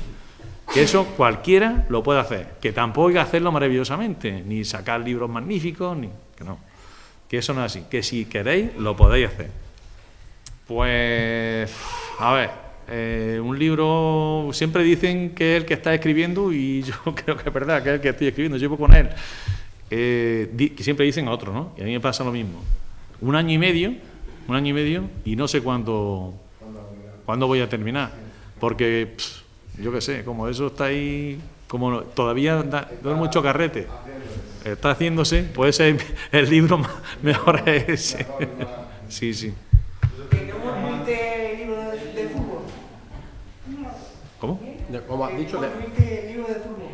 ¿libro de fútbol? Sí. No, de fútbol no, que él sabe de fútbol también y de baloncesto, pero de escribir de fútbol No ha escrito. no Yo ha sé escrito. sé de fútbol, pero no. Sí, sabe de fútbol, Pero su hermano Miguel sabe más que él. Bastante más. Yo te preguntaría, Juan, qué parte qué piensa de la literatura, de la escritura como método, digamos, terapéutico preventivo. Nosotros aquí hablamos alguna vez en la asociación de hábitos saludables. Uno de los hábitos saludables, muchas veces hablamos de la necesidad de comunicar a los demás, de dar rienda suelta a nuestras inquietudes, de comunicarlas con alguien, de hablarlas, de no quedárnoslas. Yo te voy a decir que a mí me sirve. Entonces, a mí me sirve. Mira, me sirve. ¿Gratificante como elemento de creación artística, o también como un mecanismo, digamos, entre comillas, no de defensa, no es la palabra, pero sí utilizar los personajes, digamos, para poder decir cosas que, Por ejemplo. que a lo mejor de otra manera no seríamos capaces de decir? O Sí. Porque al final tú has pensado en lo que piensan todos los personajes. Tú dices, pero ¿cómo puede...? Todo. Y los personajes no tienen por qué ser buenos, ni la obra no tiene por qué ser edificante. Yo no escribo novelas edificantes ni libros edificantes, yo escribo lo que me apetece. Y si los personajes son malos y ese es el personaje fundamental, puede ser el personaje igual que en la vida misma. Y ese personaje yo lo he interiorizado y lo he pensado muchas veces, y un día y otro. Y al final los personajes, y es otra cosa que se me ha olvidado decirlo, bueno, no sé si lo he dicho, pero desde luego no lo he desarrollado. Los personajes son los que hacen la novela. Ellos son, una vez que lo has caracterizado, los que la hacen. Y tú te limitas a llevarlo a un lado y a otro. A describir donde ellos van, mejor dicho. Pero como la zona de la película. Tú tienes un personaje creado, ya definido perfectamente, y él quiere ir por un sitio y quiere hacer algo. Si es malo, quiere hacer cosas malas. Si es bueno, quiere generar bondad. Si es triste, está triste por un... Y entonces tú lo único que tienes que hacer es llevarlo por donde él quiere, decirle por la calle fulanita es la calle tal, y poco más, ¿sabes? La historia se construye sola una vez que tiene los personajes bien caracterizados. Entonces, en ese sentido, tú que eres el que está dentro. Quizás ahí eres un poco más sabio, pero vamos, un psicólogo es igual de sabio que un escritor, o más, ¿no? Pues tienes que contar. Pero en ese sentido, sí, el escritor sí, digamos, se enriquece. Y, por supuesto, también se desahoga. Y yo creo que es también importante, se desahoga, lo que has dicho, la palabra terapéutica, Claro. sirve porque la lectura te ayuda, pero la escritura, aunque yo lo digo de mi propia esa, te ayuda más, porque cuando estás de bajón, tienes tus problemas ahí mentales, tu lucha de los enanitos en la cabeza, la forma de escribir, tú vas escribiendo y te vas suavizando, o sea, te vas haciendo una terapia, igual que cuando estás cara a un profesional, solo te desahogas por lo mismo. Yo creo que la escritura, como dice Juan Bosco también, te ayuda, te metes ahí en el personaje y cuando acabas de escribir lo que hayas escrito, aunque sea media hora, sale muchísimo mejor. Ha sido una forma terapéutica. Si leer ayuda, pues tú métete el chute de lo que tiene que ayudar a escribir. ¿Sabes lo que te digo? Es que tú puedes crear, como yo he creado mundos totalmente ficticios, con realidades totalmente ficticias, durante 9 años que tuve una vez. Eso no ha salido, pero vamos, saldrá alguna vez. Entonces, eso te pega un subidón de... No de, por supuesto, no de autoestima, sino de, yo qué sé, de equilibrio. Yo creo que te equilibra mucho. Y luego además eso, el hecho de que tú te exijas y veas compensar la exigencia, es que, vamos a ver, el que va a hacer deporte, el que va a un gimnasio y ve que va creciendo sus músculos con el ejercicio, pues ese se siente recompensado, ¿no? Y el que va a escribir y va que su novela va creciendo y van los personajes creciendo y poco a poco, porque eso va poco a poco, a lo largo del tiempo, pues también se siente muy recompensado, eso es verdad. Perdón. Cuando, por ejemplo, se acaba el borrador de una novela, de un cuento, de una biografía, y tú ya te pones a escribir para poder hacer el libro, tú puedes seguir metiendo material y le puedes seguir metiendo material nuevo, si no, material nuevo en el sentido de que si, por ejemplo, tú te pones a escribir y haces una frase y a lo mejor le puedes ampliar la frase más grande. Vamos a ver, mira, en realidad el borrador existe, pues has citado el borrador, hasta que se publica. Como no, mientras no se publique, eso estás corrigiendo y corrigiendo y corrigiendo. Es mejor que se publique, porque si no, no es el cuento de nunca acabar, porque siempre puedes encontrar, lo retocas y en realidad, mira.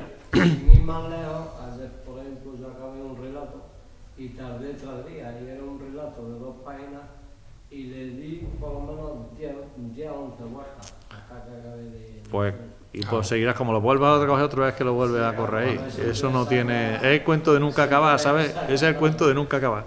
Mira, yo te voy a decir lo que yo hago. Yo, en el caso de las novelas, que para mí es lo que más me gusta, yo la escribo de seguido, tal y como sale, con lo cual, imagínate, al cabo de 4, te lo digo porque el caso más tardío he tardado 4 años en escribirla. Al cabo de 3 años y medio, volver al principio, como no haya metido los personajes y lo haya continuado, yo ya no me acuerdo qué pasó, ni cómo voy a acordar yo. O sea, además, te digo, tú estás en el día a día, no estás... que no te acuerdas. Entonces, cuando vuelves a leerla otra vez, y ahí lo que haces es corregir la coherencia. Hombre, vamos a ver, si has matado a un personaje, lo que no puedes sacarlo luego si está. Tienes que decir, no, ya lo tengo que quitar. Tienes que hacer coherente la historia, pero al mismo tiempo tienes que hacer bonita la historia. Entonces, generalmente, yo tiendo a divagar mucho. Al mismo tiempo que escribo, pues expreso ahí lo que pienso yo y se me pone, y venga, pim, pam. Y a mí las novelas en las que divagan los escritores no me gustan. Entonces, no me gusta. Hay muchísimas las que se ponen a meter rollo patatero ahí que no veas, ¿sabes? Y yo soy uno de los que tienen tendencia hacia eso. Cuando ya lo leo de segundo, digo, ¿pero qué estoy contando aquí? ¿Tú crees que esto le va a interesar a nadie? Y esa primera versión la imprimo o la guardo en el ordenador para que no se pierda, porque en realidad eso también es mío, pero lo borro en la siguiente versión, ¿vale? Y a la siguiente, ya lo he leído 2 veces, ya hombre, ya tiene más o menos coherencia la historia, a la siguiente vez que lo leo, pues ya me fijo más en la forma, que es decir, vamos a ver, si aquí he puesto la palabra cuadro, pues lo que no voy a poner 2 renglones más adelante cuadro otra vez, y otra vez cuadro, que decir, en una página no puede salir 7 veces cuadro, pues, eso está feo, pero además, lo que se llama los acentos o las palabras tónicas, lo que no puede, tiene que tener música, el relato, y la música, eso es difícil de ver, eso lo tienes tú ya, tener cierta práctica para leerlo, pero yo si veo que un libro no tiene música, que está mal escrito, ya es que no me gusta. Es como el pintor que va a ver un cuadro, uno que pinte, ya que más o menos sea, en fin, si no un profesional, por lo menos alguien que sepa pintar, cuando va a un museo, yo qué sé, a lo mejor se le caen los cuadros encima, dice, madre mía, vaya, ya no lo ve como otro cualquiera. Igual que cuando yo leo un libro, yo soy crítico totalmente, y además es que prácticamente, no sé cuántas veces he ido ya a jurado de premios y tal, pero al final te fijas no solamente en lo que cuentan, sino en cómo lo cuentan, en si están repitiendo, si no están repitiendo, si han utilizado una palabra que van a utilizar luego otra vez. Si, no me resulta, leer en general me resulta menos gratificante que a un lector común, porque soy mucho más exigente con lo que leo y no me dejo llevar por la historia. Entonces, esa es la verdad también, ¿sabes? A mí, cuando estoy corrigiendo, me pasa lo mismo. Soy muy exigente. Entonces, ha habido veces que le he llegado, como ahora eso te lo permiten los ordenadores, a pasarle el buscador de palabras para que no se repitan las palabras. De hecho, hay novelas en las que yo he pasado 1400 palabras para que no se repitan. Dice, eso es un abuso. Pues sí. Ya últimamente ya no lo hago tanto, pero sí. Quiero decir que si se repite, es porque se quiera repetir. Si yo pongo dos oraciones en las que haya pero, o a las que haya aunque, y son seguidas, que sea porque yo las he querido poner, pero no porque se me ha escapado. Porque si se me ha escapado, entonces malo. ¿Vale? Si yo veo ahora una novela que estoy leyendo, veo aún así, y ven aún así, yo ya me estoy harto de ver aún así, pero bueno, si yo pongo aún así 4 veces en una página, es que eso a mí no me gusta, prefiero que no ponga aún así. El lector no se da cuenta de ese sacrificio del escritor, normalmente no lo percibe. No lo percibe. Yo en la... perdona, Juan.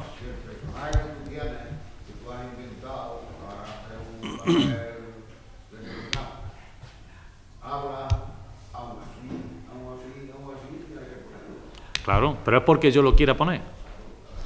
Porque yo lo quiera poner, pero no porque se me haya escapado. Es que muchas veces es un recurso literario. Repetir. De hecho, yo ahora estoy utilizando muchas veces el terminar y el empezar con la misma frase. O si no por la misma frase, con las mismas 2 o 3 últimas palabras. Pero eso es porque tienes que dominar la situación para que sepas que tú lo estás controlando. Porque si no lo estás controlando, eso no resulta bonito. Resulta feo. Y el lector normalmente lo único que percibe es que está patinando por la narración. ¿Qué digo? Por ejemplo, en este del Battiato, del último libro, en la última novela que saqué, pues ahí me cargué el 50% de lo que había escrito al principio, vamos. Yo tenía, si al final eran 250 páginas, yo había escrito 500. El resto lo quité. Lo quité porque quité capítulos enteros, vamos, digo, esto que aquí, pues no sé qué, esto no... Lo quité para que se patinara. Era la idea era que fuera rápida la narración, que el lector fuera leyendo porque quería ahondar en la historia. Quería saber qué es lo que estaba pasando inmediatamente después. Entonces, si yo le ponía piedra en el camino, iba a tropezar, iba a ir más lento. Quizá en un momento determinado lo hice excesivo y tenía que haberme recreado un poco más en los personajes. Pero los personajes se describían fundamentalmente por lo que hacían, no por lo que yo dijera de ellos, como ocurre en la vida misma. Porque Miguel me ha descrito a mí, bueno, a mi familia y me ha descrito, pero normalmente no ocurre eso. Vosotros no me conocéis a mí no porque alguien me describa, sino porque yo estoy hablando con vosotros, por cómo actúo, por cómo me muevo. Eso no ocurre. Nosotros nos conocemos por cómo actuamos, no porque alguien venga y nos diga, pues estaba pensando esto y era no sé qué, no sé cuánto, tal, igual. Pero esos personajes pueden ser imprevisibles también, ¿no? No tienen por qué actuar de una manera, ¿no? Si son imprevisibles, tú tienes que tenerlo previsto. Claro. Tú tienes que controlarlo. Claro. Los personajes son tú eres todos los personajes, todos. Y como eres todos los personajes, tienes que saber lo que piensan todos. Esos son como marionetas que tú estás moviendo. Marionetas, tú tienes los hilos, las marionetas, y lo que pasa es que las marionetas al final se quieren ir por un lado y por otro, y al final se quieren, es como si tuvieran vida propia, hubiera venido, yo qué sé, un ser superior y hubiera pum, y tú ya, pero eso es así, tú mueves los hilos de toda la historia. Otra cosa que tenía que preguntar, y ya he invitado ya mi última pregunta. No, hombre, pero escúchame, yo estoy aquí encantado, estoy encantado aquí. Mira, nosotros tenemos aquí un grupillo de teatro. Sí. Y digo grupillo por decir algo. Tiene más personajes que Manolita Che.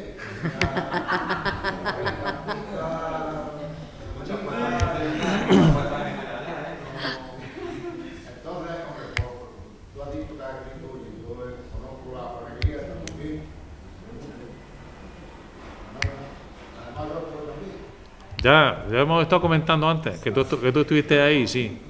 Bueno, preguntarte lo siguiente. Nosotros para meter a todos los personajes, yo lo que he hecho, y luego me ayudan mucho a ellos, porque ellos dicen, ¿por qué no digo esto? ¿Por qué no digo yo lo otro? Y procuramos encajarlo cada uno en su sitio. Y en este caso, que se llama La Saga de los Atunes. La saga, perdón, de los atunes. Sí, no, que no te había oído. Porque es que para poner Antunes, me era muy raro el escudo y yo pongo los Atunes, un pueblo y un pueblo. Exacto.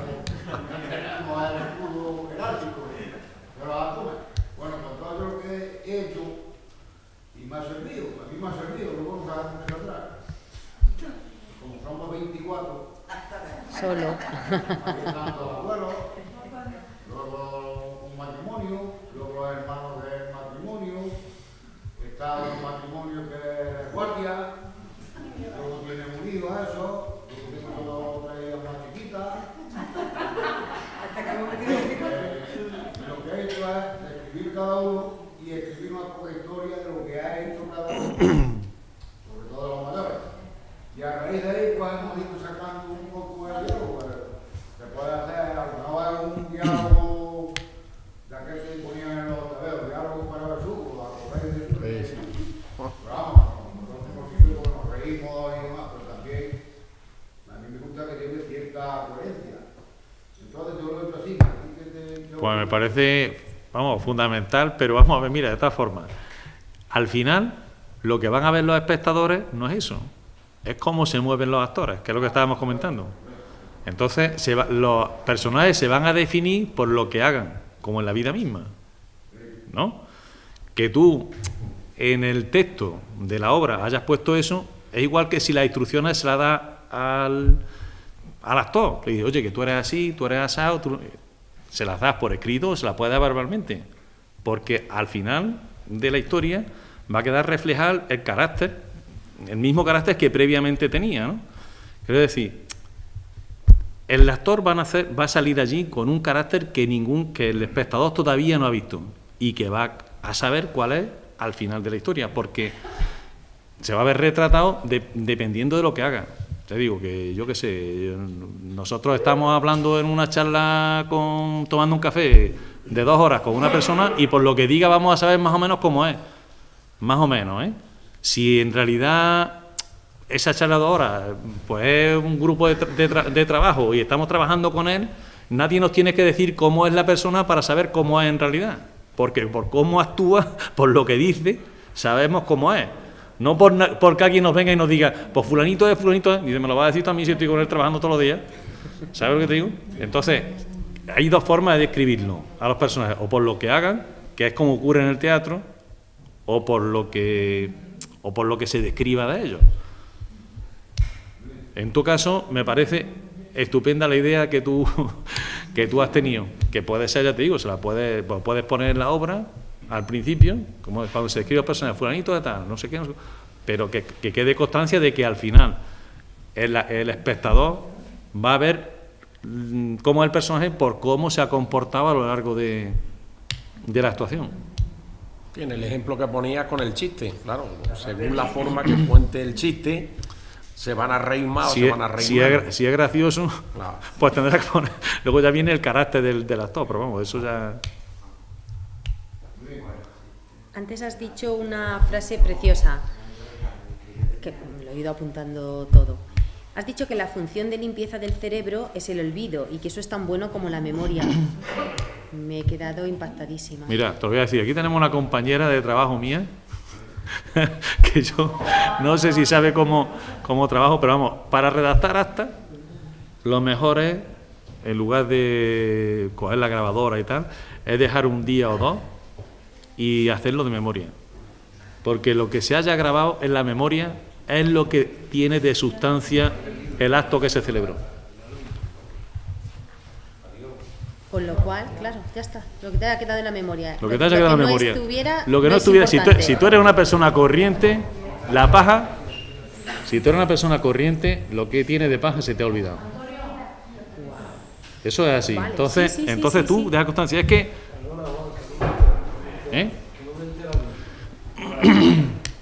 Mira, tú imagínate que tenemos que redactar un acta de lo que estamos diciendo hoy. Pues aquí estamos diciendo cosas de sustancia y tonterías, pero mogollón, ¿sabes? Entonces, dentro de 2 días, alguien de vosotros decir, ¿pero qué fue lo que dijo este hombre? Y dijo, pues la memoria, no sé qué, no sé cuánto. ¿Y dijo algo más? No, pues ya está. Eso es lo importante. Entonces, el olvido ha hecho que lo que no servía, la paja, se quitara. El olvido es tan necesario como la memoria. De hecho, hay un cuento de Borges que se llama Funa el Memorioso, que es de una persona que no olvida nada, que lo guarda todo en la memoria y que acaba desquiciado. Imaginaos que tuviéramos que guardarlo todo ahí. Eso no puede ser. La memoria es natural. Si Dios inventó la memoria, inventó el olvido también. Eso es totalmente necesario, una y otra. Sin memoria, imaginaos que vas a un sitio, dejas el coche y luego no te acuerdas de dónde dejas el coche. Adiós, ¿y ahora qué pasa? Pero vamos a ver, eso es hoy. Tú lo que no puedes acordarte, tú no te puedes acordar de dónde lo dejaste antes de ayer o el otro día. ¿Eso para qué lo quieres? Si ya no quieres... ¿El olvido? Así. ¿Sabes lo que te digo? Eso es así. Eso es lo necesario. Lo que existe es por algo. Si existe la memoria, es por algo. Y si existe el olvido, por algo también. ¿Para qué queremos decir? Queremos recordar muchas cosas, hay que recordarse de lo sustancial. Yo probablemente... Esa es una... Vamos a ver, algunas veces yo tengo problemas con eso porque como creo que tengo mala memoria, pues hay cosas y sobre todo personas que se olvidan. Y a las personas que se olvidan les duele que las olviden, porque piensan que poca huella dejé. Y puede ser. Lo que pasa es que, en fin, eso es así. Se tiene más memoria y se tiene. Hay gente que tiene memoria para las caras, otra que tiene memoria para, yo qué sé, para las imágenes, y hay gente que no tiene memoria, en general no tiene memoria. Yo soy de los que en general no tienen memoria, pero le tiene mucho aprecio, le tengo más aprecio al olvido que a la memoria. Mira, cuando te voy a decir una cosa, incluso el perdón, cuando dicen yo perdono pero no olvido, no, entonces no estás perdonando, porque únicamente el único perdón es el olvido. Y además te voy a decir una cosa, eso lo decía también, voy a sacar unas pocas veces de Borges, y además es el único perdón y la única venganza. La mejor venganza es el olvido, y el mejor perdón también, el único perdón y la única venganza, el olvido. Es tan necesario, más necesario que la memoria. Yo creo también que muchas veces nos olvidamos de las cosas porque le metemos al cerebro más información de lo que nosotros queremos. Puede ser, eso en el libro de Sherlock Holmes, creo que el principio, El primero, vamos, creo que dice algo parecido como que la memoria es como una habitación en la que si metes cosas tienes que sacar otras, porque hay un límite. Puede ser también. De todas formas, yo creo que si tienes memoria, por lo menos que la tengas limpia, que la tengas ordenada y que no tengas tampoco mucha. No hay que tener, hay que guardar las cosas que merece la pena guardar y olvidar las cosas que merece la pena olvidar. Y muchas veces la gente se equivoca. Olvida lo que no tiene que olvidar y guarda lo que no tiene que guardar. Y eso es lo fundamental, es siempre, voy a decir, tenemos que hacer lo que debemos hacer y no hacer lo que no debemos hacer. Y eso es así, en todos los aspectos de la vida, ¿sabes? Igual que hay que ser flexible en lo flexible y rígido en lo rígido y no al revés. Pero con todos, con los amigos, hay que perdonar lo que se tiene que perdonar y a lo mejor no olvidar lo que no se tiene que olvidar. Pero hay gente que perdona lo imperdonable y que olvida lo que no merece la pena olvidarse y al revés, ¿no? Es complicado, yo no sé si... Pero en general, la persona equilibra, el sabio, el que así, es que es rígido en lo rígido y flexible en lo flexible. El que olvida lo que tiene que olvidar y el que guarda lo que tiene que guardar.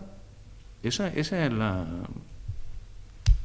filosofía de la vida. Juan Bosco, también una parte mucha del sentido común que como personas tenemos que tener. Hombre, claro.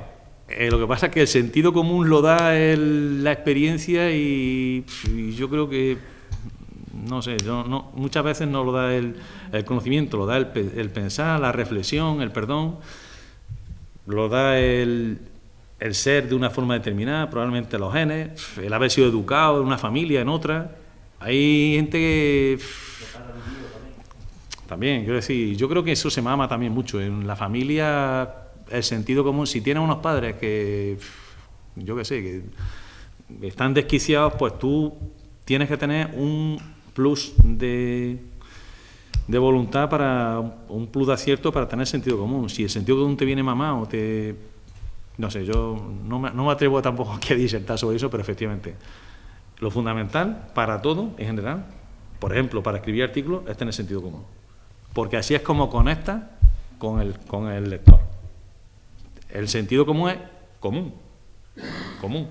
Entonces, como es común, lo tengo yo, lo tienes tú, lo tienes tú. Si yo conecto con el sentido de ese, estoy conectando con el lector. Por eso te decía que en tus artículos de opinión a una gran mayoría le gustaba un montón por ese sentido común que tú ponías a la hora de reflejar un asunto de máxima actualidad, que es lo que a mí me gusta, quizás de lo que más de la lectura, los artículos de opinión, para ver qué mensaje te dejan, ¿no? Y entonces por eso yo resaltaba mucho que Juan Bosco, fuera de la parte de los libros, de la experiencia que tiene, es lo atractivo que es en los artículos de opinión.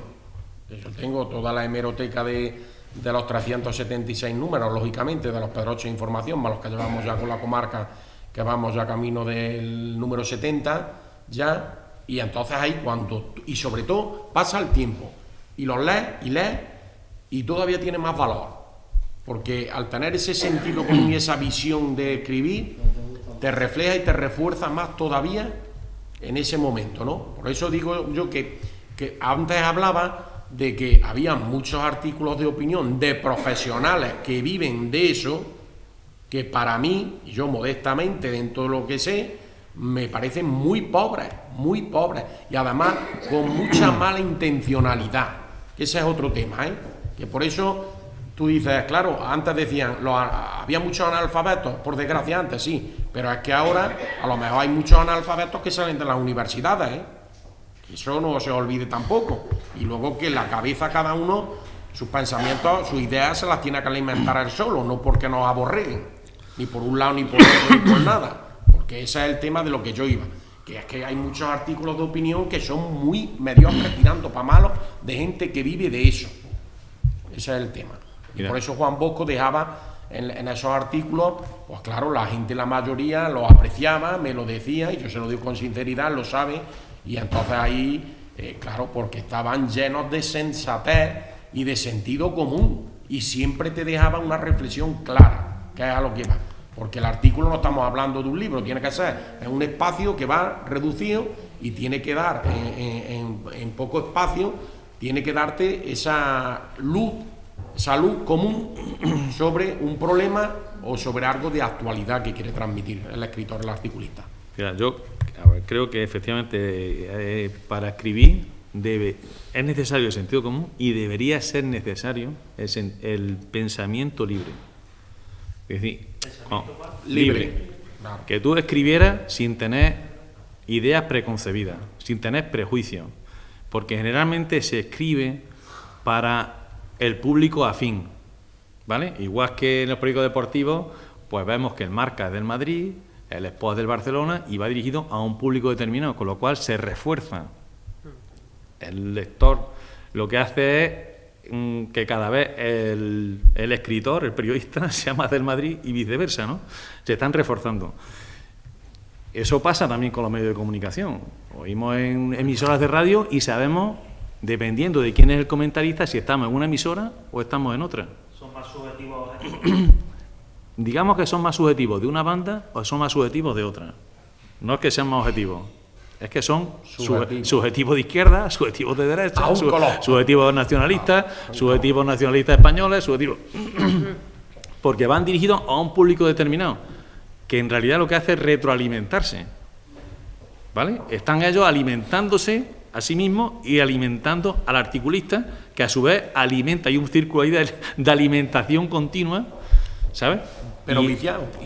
Viciado porque no están diciéndole a la gente lo necesario para que piensen por su cuenta, sino están haciéndoles pensar por ellos. Entonces, yo creo que es uno de los grandes males que tenemos en nuestra sociedad, porque dice, es que para leer, para saber qué es lo que está pasando en la realidad, deberías de leer varios periódicos o deberías oír varias emisoras. Pues no tendría por qué ser así. Pues lo que tendría es que bastaría con leer un periódico para saber más o menos cuál es la realidad. Pero yo, ¿por qué tengo que oír a uno que me está contando un rollo, a otro que me está contando otro rollo distinto y a otro que me está contando... Y al final de 4 rollos que me cuentan voy a saber cuál es la realidad? Pues ¿no será mejor que me cuenten 4 ideas reales para saber cuál es la realidad? Y al final, un periódico que es muy de derecha, no sé qué, otro que es muy de izquierda, no sé cuánto, otro, y con las emisoras pasa lo mismo. Y al final tú lo lees y lo que tiene ahí un batiburrillo impresionante. Aparte de que normalmente no se hace eso porque compramos el periódico que nos refuerza, compramos los periódicos de los nuestros y vemos una radio que piensa como nosotros. Y al final somos cada vez más radicales en nuestro propio pensamiento. ¿Vale? No oímos... No, es que no quiero tampoco citar emisoras, pero no oímos una emisora y otra emisora del otro bando. No, oímos siempre la misma. Siempre la que nos gusta, siempre la que va con nuestro... Porque al final nos gusta la que nos interesa, quiero decir, nuestros intereses emocionales, económicos, en fin, la que nos interesa, la que va con nuestras ideas preconcebidas, con nuestros prejuicios. Y como oímos esa, estamos continuamente reforzándonos, y cada vez somos más de eso. Cada vez somos, yo soy del Madrid, y estoy encantado, pero cada vez somos, no se me va a ocurrir leer en un periódico que no sea del Madrid, cada vez soy del Madrid, cada vez soy más del Madrid, y lo mismo pasa con todo. Fue una tarde de verano cuando empezaste a escribir, en una entrevista algo leí, es una duda que yo tengo. Realmente empezaste a escribir. Pues la primera novela la escribí en el patio de mi casa, en verano, sí, que luego la tiré, pero tenía 16 años, sí. Luego la tiré porque la guardaba con muchísimo aprecio y cuando la veo un día digo, madre mía, ¿esto cómo puedo? Es que llega un momento en que uno, igual que ha hecho... Sí, fue en verano. Que igual que uno hace... Tampoco hace cosas medio que, pues hace cosas que ni medio que. Entonces acaba uno diciendo, esto no, mejor que no salga, que no quede constancia.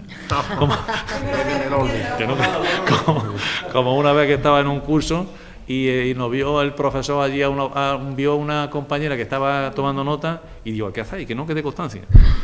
Pues, ¿qué estaréis diciendo? Pues a mí me pasa lo mismo, que no quede constancia de lo que escribí, porque vamos, algunas veces que ya se ha publicado y ya no puedes decir, ¿por qué no quede constancia? No, ya no. Pero algunas veces lo piensas también, no te creas tú que estás uno orgulloso de todo lo que has sacado. Y un consejo para alguien que estuviera animándose después de la charla, que yo creo que es un poco motivadora y demás, animándose a escribir algo, ¿qué consejo le darías como escritor si quisiera empezar? Si quisiera empezar. A escribir, no hubiera escrito nunca y me está dando ganas de escribir, pero no sé cómo empezar. ¿qué consejo le daría? Pues sí, es como que lo hemos dicho el Camino de Santiago. Yo le aconsejaría a uno que quiere ser como yo, vamos, que ser como yo, hacerlo, no ser como yo, ¿quién va a querer serlo? Hombre, cada uno tiene que querer ser como es. Hacer lo que yo. Si quiere hacer lo que yo, pues que lo haga, y está encantado. Quiero decir, si quiere escribir, para que se ponga. Lo que pasa es que no va... ¿Por dónde podría empezar? ¿Qué tipo de... ¿Empezaría por un cuento, una novela, un artículo de su opinión? Yo creo que podía empezar por escribir un diario.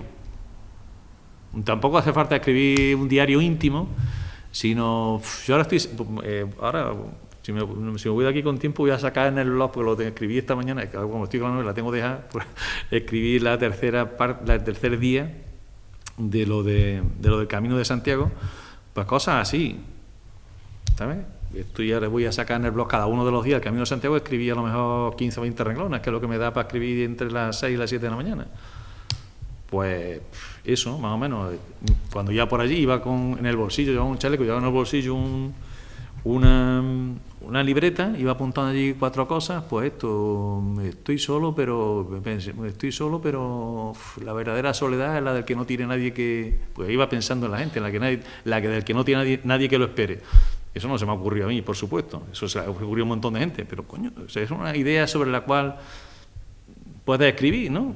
O eso que te encuentras voy a hacer la foto y digo, coño, la vida es corta pero larga, voy a escribir sobre eso, la vida es corta pero larga, ¿qué me sugiere a mí?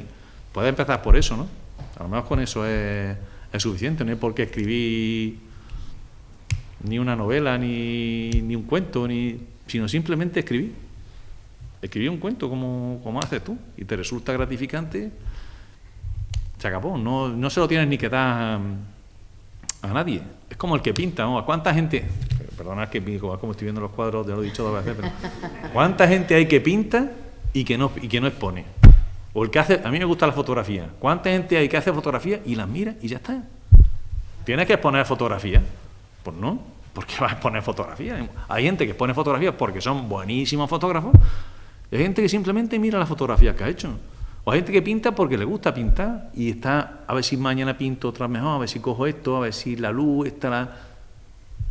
ya está. Pues con escribir pasa lo mismo. ¿Tiene más valor que el que lo pone? Pues puede ser, en algunos casos por supuesto. Y puede ser así perfectamente. No tienes por qué pensar ni que tienes que sacar una novela, ni que tienes que tener éxito, ni que tienes que darte un premio. Tú te pones... ni que tiene que ser magnífico lo que escribas, seguro que al principio te va a costar un poco más trabajo, pero ya he dicho que eso forma parte de cualquier tipo de aprendizaje. Si te vas a jugar al fútbol, no pienses que vas a ser, no digo Ronaldo que no lo vas a ser, digo Messi, pero no te pienses que vas a jugar en el Pozo Blanco el día siguiente, vamos. Si me permite, Juan Bosco, es que con esa pregunta que ha hecho su hermano, que ya digo, Miguel Castilla, que me hizo el prólogo del libro, que sabe un montón, pues ha cogido una cita, cogido en el inicio de Jorge Luis Borges, que pone, que creo que te puede servir, o para todos, dice, no escribo para una minoría selecta, que no me importa, ni para ese adulado entre platónico que es la masa. Descreo de ambas abstracciones, caras al demagogo. Escribo para mí, para los amigos y para atenuar el curso del tiempo. Yo creo que esto... porque me impactó, me gustó muchísimo. Digo, es que hay que ver, Miguel, lo acertado que es en todos sus temas, porque yo hablo mucho con él y de todo, y siempre él, si nosotros teníamos 13 años, él parecía que tenía 16. Si teníamos 16, él parecía que tenía 19. Y digo, joder, si yo tuviera capacidad para escribir, es que hubiera escrito esto. Es que es pero eso no lo puede escribir nada más que Borges. Vale, bien, pero lo que quiero decir... De todas formas, la idea la puede tener Borges, él escribe eso, pero la idea la podemos tener cualquiera de nosotros. Eso, lo importante es que Borges es un genio y nosotros somos gente corriente que piensa como Borges. Y de hecho, fíjate, la reflexión esa tan importante nos ha servido a nosotros. Claro, es que me acordáis, por eso le ha servido a mi hermano para iniciar el prólogo, te ha servido a ti para utilizarlo ahora y nos está sirviendo a nosotros para debatir sobre eso. Pero la idea es que escribimos para nosotros.